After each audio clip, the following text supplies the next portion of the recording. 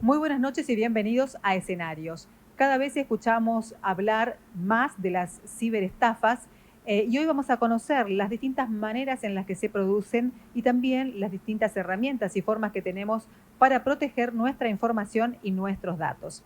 Y vamos a conocer la historia de 230 inmigrantes judíos que llegaron a la Argentina en 1894 gracias a el libro 1894 Proa a la ilusión que escribió Guillermo Blucherman en homenaje a su familia, y también lo va a acompañar Julián Bernatene, que fue el ilustrador, que es el ilustrador de este libro. Quédense, esto es Escenarios.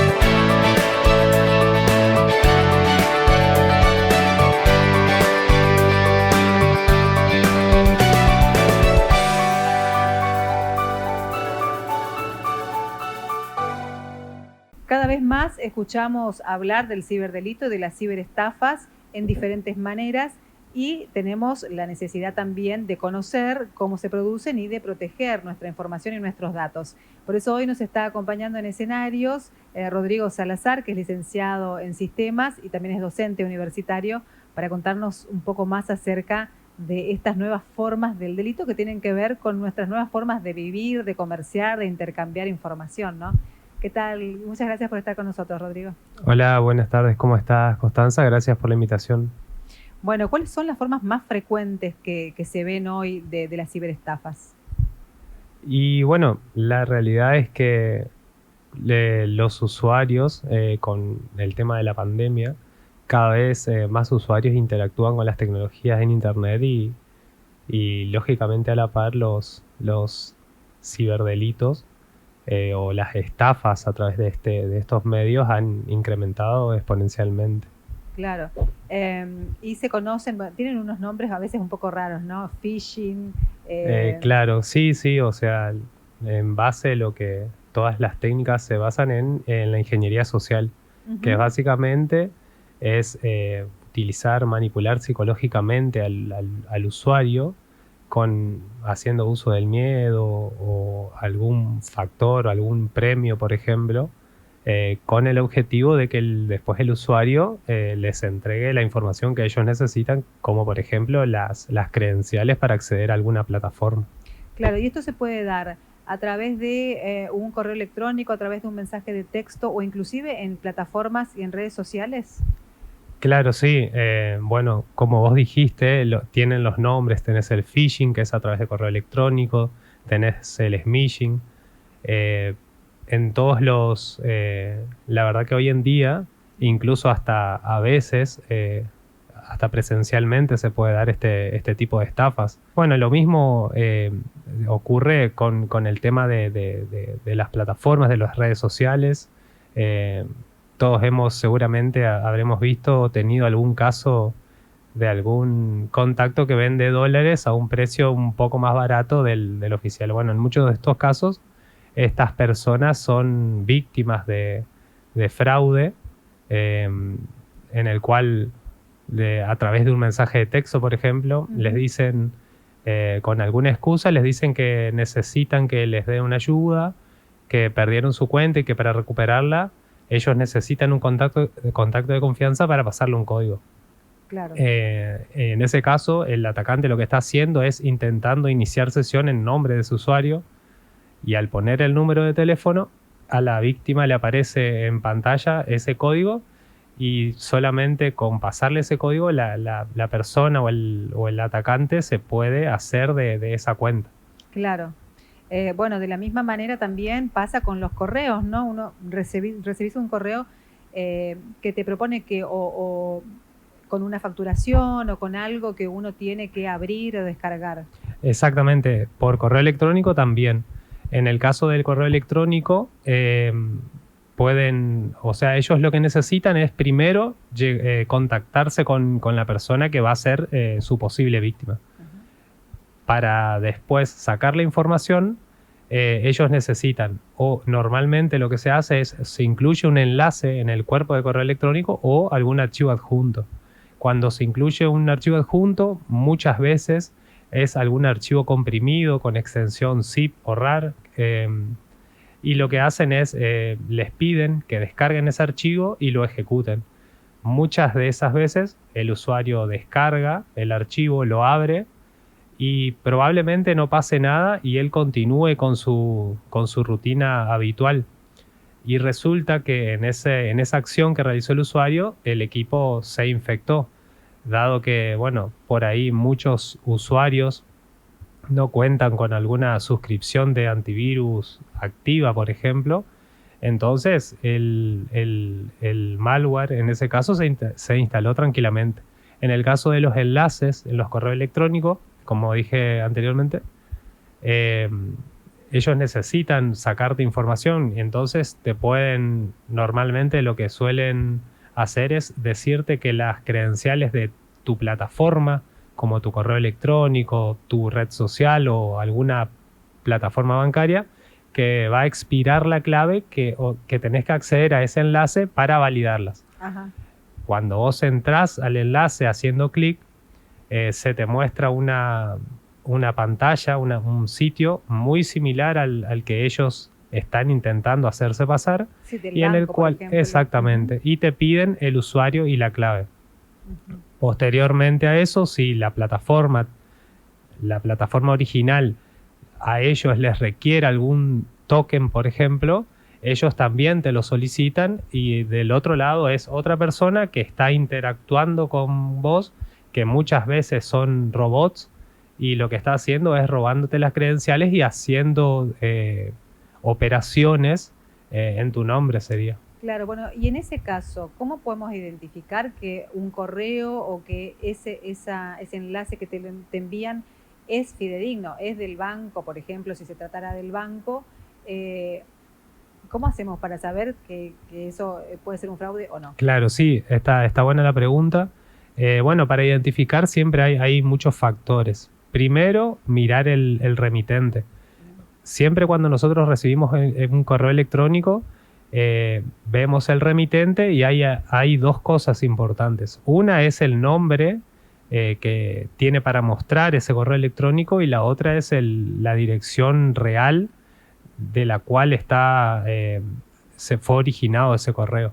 Como primer paso, verificar que sea un correo con el cual interactuamos, del dominio oficial de la entidad que está representando. En el caso de ser una red social, nosotros habitualmente recibimos otras notificaciones, como que prestar atención, eso como primer medida.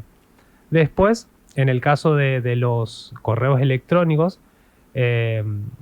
tenemos un enlace incluido. A veces ese enlace apunta a un sitio y a veces es simplemente un botón. Entonces, todos los clientes de correo, cuando estamos desde un equipo, desde una PC, si nosotros apoyamos el mouse sobre el botón o el enlace, podemos ver el link real a donde apunta ese enlace antes de hacer clic. Y como primer medida, si nosotros, pasando todas estas validaciones, nos parece que el correo es correcto, podemos hacer clic derecho sobre el enlace y copiar la URL y después irnos a un navegador y pegarlo para así acceder al sitio y validar que esté.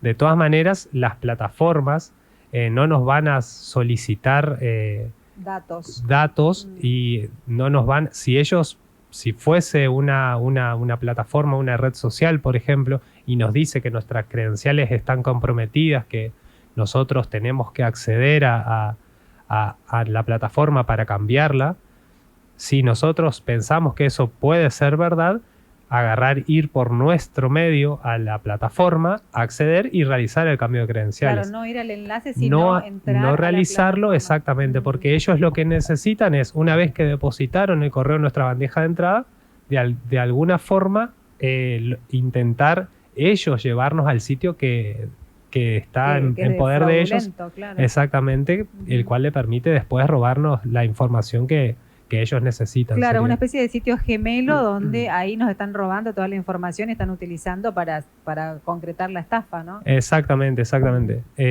Es así. Hay casos también, por ejemplo, un caso que hace poco de una persona que es contacto mío en una red social y empezó a publicar cuestiones de que le habían robado sus cuentas. Empezando a hablar un poco, primero me había comentado que había recibido un correo electrónico, o sea, de esta misma forma, que ella en realidad no se había dado cuenta, esta persona, de cómo había sido. Después, empezando a pensar con otra persona que era también del rubro informático, empezaron a investigar y se dieron cuenta, encontraron el correo que ella había accedido e intentado sacar. Bueno, al principio ella no siguió con esto. Dijo, bueno, es una red social que no ocupo, no la voy a utilizar más.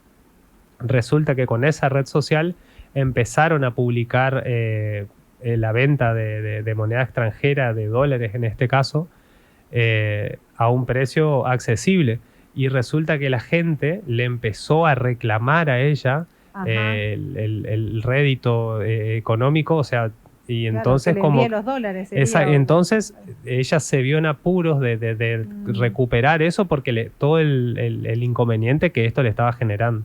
Claro, ¿y cómo se denuncia esto? ¿O a dónde hay que denunciar? Y esto, la forma para denunciar este tipo de estafas es a través de los canales oficiales de las entidades, o sea, las redes sociales proveen sus canales. Incluso cuando nosotros navegamos en redes sociales y entramos al perfil y hacemos clic en los 3 puntitos, tenemos la forma de denunciar. En el caso de las plataformas o las entidades bancarias, también todas las entidades bancarias tienen sus perfiles verificados y sus canales de contacto oficiales que siempre lo disponen en los sitios web. ¿Y de qué manera uno se puede proteger, digamos? O sea, hay sistemas, ¿no? Como dentro de las mismas, el mismo WhatsApp, los correos electrónicos, todos tienen sus maneras de protegerse, pero bueno, por ahí es bueno recordarlo. Claro, sí, bueno, principalmente el tema del uso de las contraseñas diferentes o sea, esto es bastante repetitivo, pero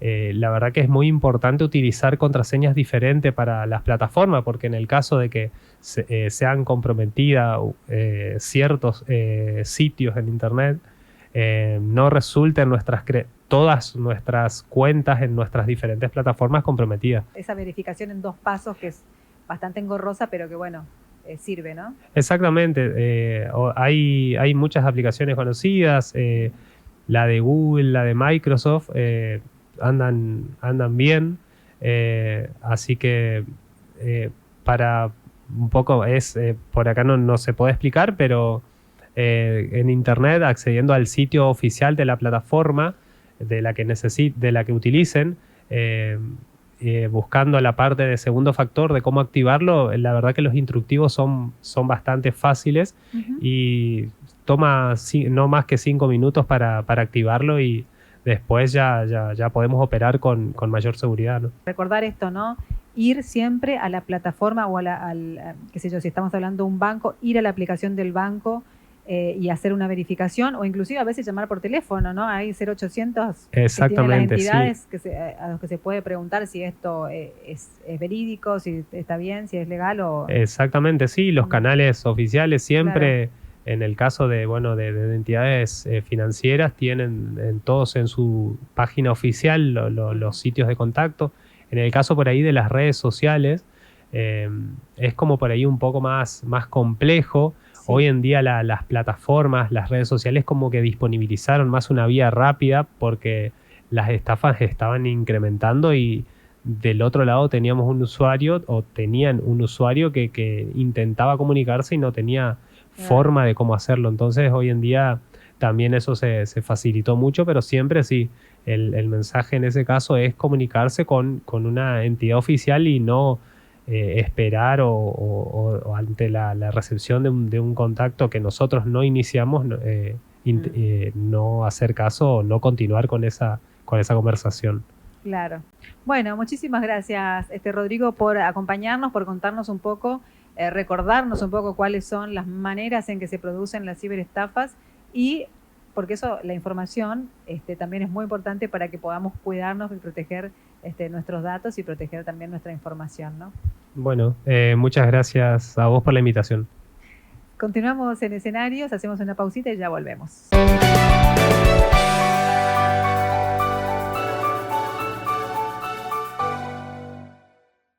Vení, te invito a conocer la primera autovía urbana de Corrientes que une la Rotonda de la Virgen con Laguna Brava. Fíjate, tiene 2 carriles para ir y otros 2 para volver. Y mira cómo se ve de noche gracias a la iluminación LED. Aunque no se vean, hicimos un montón de obras para prevenir inundaciones. En Corrientes, las obras públicas no paran para que todos podamos viajar cada día mejor. Estamos construyendo hoy la provincia del futuro. Corrientes somos todos. Gobierno Provincial.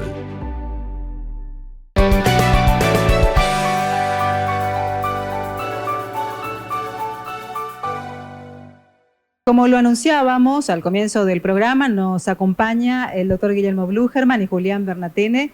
Está presentando el doctor Blugermann el libro 1894, Proa a la Ilusión, que narra la historia de su familia y de 230 personas que se embarcaron en el buque Orione hacia la Argentina en esa fecha, ¿no? Y que, como decíamos, nos conecta con la historia de nuestro país y de la inmigración y de esa mezcla de culturas de la que resultamos los argentinos. Muchas gracias por estar con nosotros. Gracias, Constanza. Gracias. Sí, la verdad es que este libro es el proceso de 24 años más o menos de recolectar información sobre mi familia. Yo soy genealogista, además de cirujano plástico, y fui recolectando noticias, papeles que me daba un primo en Brasil, otro que me dio otro pariente en Alemania, y con todo ese bagaje de información tenía un archivo que iba creciendo, pero este año hablé con Gabriel Rosenson, mi editor, y le dije, son 130 años de la llegada de ellos al país, quiero escribir el libro. Ajá. Entonces ahí parió, como diría mi padre, este libro de mis entrañas. Bueno, ¿y cómo comenzó? ¿Por qué ese, bueno, el interés lo tenemos todos, ¿no? Pero no todos investigamos.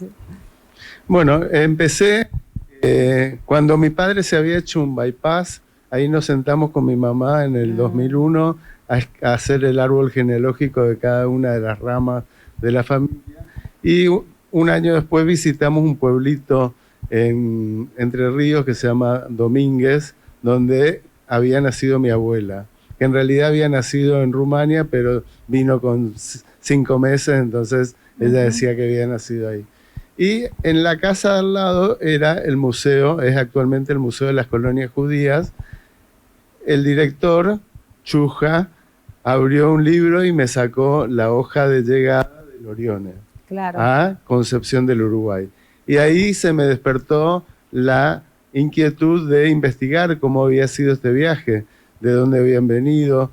Por suerte tengo la posibilidad de viajar mucho y llegué al pueblito de donde salió mi chocno en 1894. Él era zapatero, se había instalado ahí en 1810, después de caminar 1600 kilómetros desde su lugar natal, que era en Curlandia, en el norte, lo que actualmente es Latvia o Letonia. Caminaron 1600 kilómetros, se instalaron ahí y se dedicó a la zapatería. Era zapatero y agricultor. Ajá. Así que muy lejos no caí yo, que también trabajé estirando cuero toda mi vida. Así que, bueno. Y el problema cuando empezamos con el editor era que la calidad de las iconografías, las fotografías, eran muy malas, no había ninguna específica del Orione navegando en el mar. Claro. Y ahí me conecté con mi amigo acá de la vida, Julián, con el cual ideamos transformar esas viejas fotografías primitivas en obras de arte realizadas con tierra que yo traje de Ucrania específicamente para esto. Claro, bueno, y Julián, ¿cómo fue este acercamiento y qué te generó la propuesta de Guillermo? Bueno, como dice Guillermo, son más de 20 años que nos conocemos. Yo lo conocí en una exposición relacionada a la medicina, Expo Medical, y inmediatamente surgió una amistad y me permitió verlo trabajar. Yo siempre estos 20 años estuve dibujando personas trabajando en el ámbito hospitalario, ¿no? En quirófano específicamente. Entonces, después de tanto trabajo, tomé este proyecto como si fuese un proyecto personal, me encantó. Como dijiste vos al comienzo, nos sentimos identificados porque en esta epopeya familiar que es lo que hicieron los Bluchermann, nos identificamos muchos argentinos con una historia similar. Claro, claro. Y trabajaste con la tierra que trajo de Ucrania, decía, ¿no? También ya veníamos haciendo cosas porque cuando entrábamos al quirófano teníamos que usar los materiales del quirófano para respetar las normas de bioseguridad, ¿no? Ajá. Entonces usábamos para hacer acuarelas, pinturas, el azul de metileno, el yodo, los marcadores quirúrgicos que él usa para dibujar sobre las pacientes y sobre los papeles también estériles. Y de ahí surgió la idea de utilizar materiales no convencionales en la realización de las obras. Ajá. Guillermo hace como si fuese un proceso de devolución, digo yo. Porque cuando nos despedimos de un ser querido, arrojamos un puñado de tierra, con todo lo que eso significa, ¿no? Sí. Entonces Guillermo está haciendo un trabajo a la inversa. Va a los lugares donde están donde vienen sus antepasados, toma un puñado de tierra y lo trae para que cobren vida en los dibujos. Bueno, yo pensaba un poco eso, ¿no? Este ir hacia el lugar también, así como han venido muchos en ese caso, colonos o inmigrantes a nuestro país, también luego ha habido un regreso a los lugares de origen, o por ejemplo, bueno, mucha gente se fue a vivir a Israel.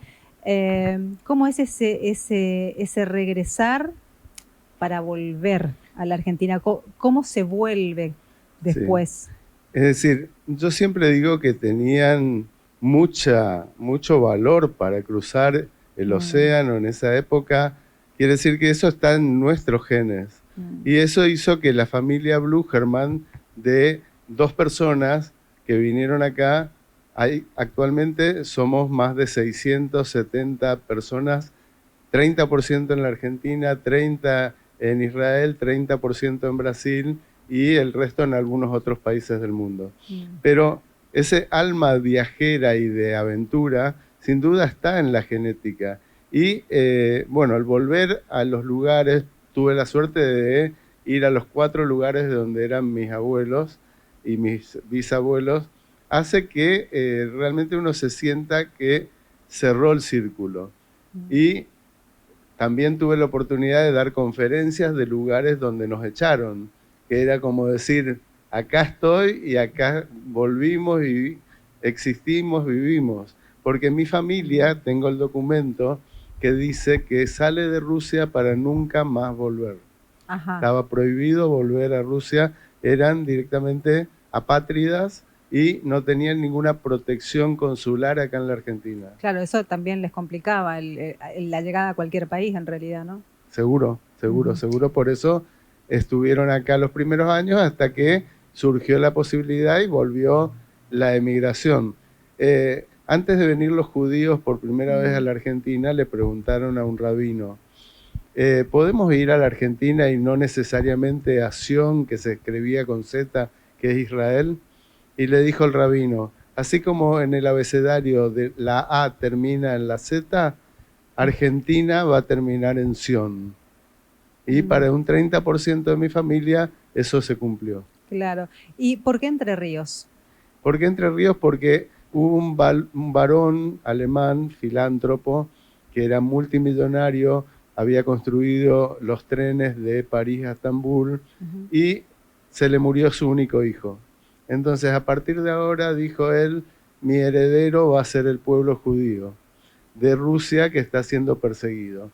Él compró terrenos en Moisésville, en la pampa húmeda, donde traían los colonos judíos las semillitas de girasol que comían, y así entró el girasol a la Argentina, que hoy es una potencia mundial en girasol, y también compró en Entre Ríos. Claro. Y ahí en Entre Ríos le adjudicaron las parcelas a mi familia, que se instaló ahí hasta que mi bisabuelo Miguel tuvo el tercer hijo y era muy chico el espacio para desarrollar su actividad de relojero, joyero en ese lugar, y fue a la estación de trenes de Villa Clara y dijo, deme pasaje para la última estación, que era Corrientes. Y así se instalaron acá y él arreglaba los relojes de la Casa de Gobierno, de la Catedral, y toda la familia fue desarrollándose acá.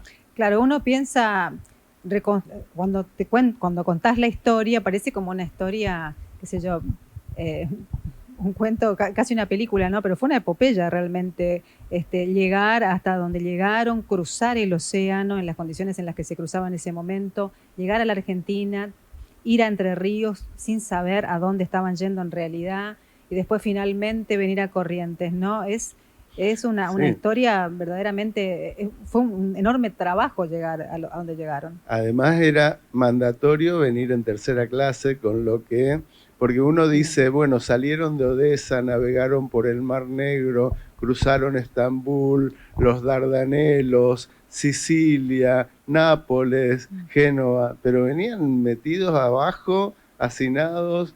Se declararon epidemias de sarampión, tuvieron que bajar gente en distintos puertos, claro, muertos que tuvieron que tirar por la borda. Es decir, todo eso está documentado día a día en mi libro, por dónde fueron pasando, porque era muy burocrática la colonización judía, la empresa, y se registraba cada dato por más mínimo que sea. Entonces eso me permitió, sumado al hecho de que cuando llegaron a Entre Ríos hubo una epidemia de tifus, que fue, por supuesto, escrita y enviado el reporte al Ministerio de Salud Pública, tengo todos los detalles de cómo fue exactamente el viaje y cuántos salieron de Odessa, cuántos subieron en Génova, cuántos bajaron en la Argentina, cuántos existían todavía en el censo de 1895, con lo cual mi hija, que hace estadísticas y es médica epidemióloga, hizo todo un estudio en un Excel,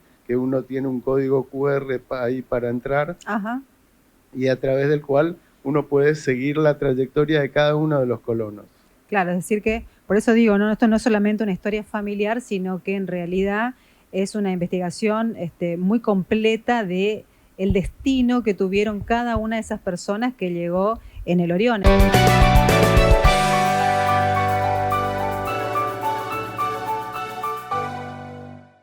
Hacemos una pequeña pausa y enseguida volvemos con más escenarios.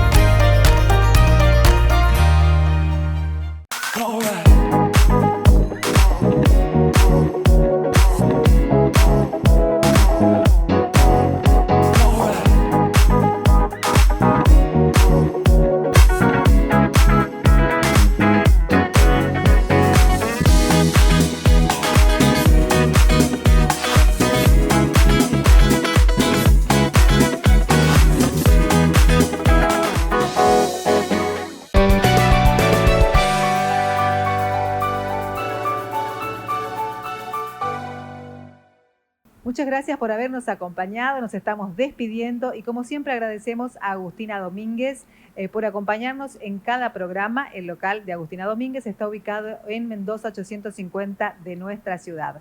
Nos reencontramos el próximo jueves aquí a las 19:30. Que tengan un excelente fin de semana.